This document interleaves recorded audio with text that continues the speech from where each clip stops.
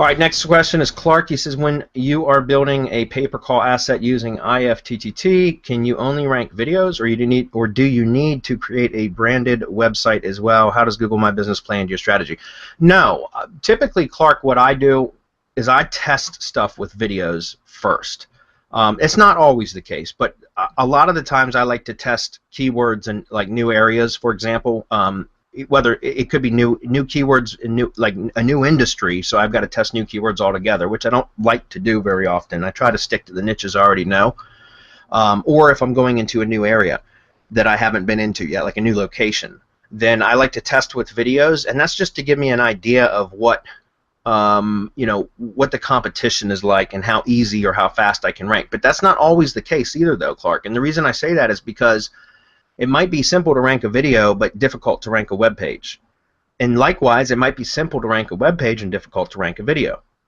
So my point is I don't always do that, but typically what I'll do is I'll use some sort of spam tool, a video spam tool, or let me rephrase that. I'll use a tool to create video spam to test for keywords.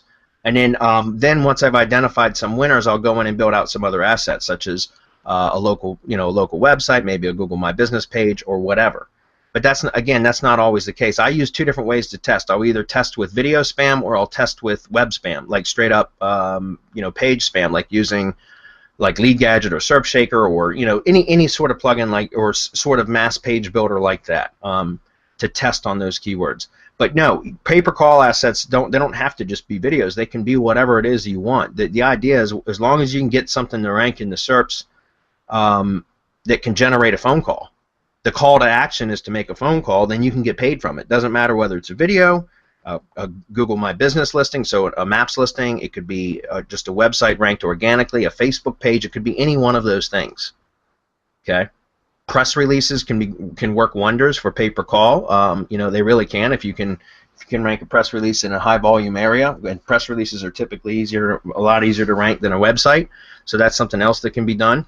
So there's a lot of different assets that you can rank for pay-per-call stuff. It doesn't have to be just videos.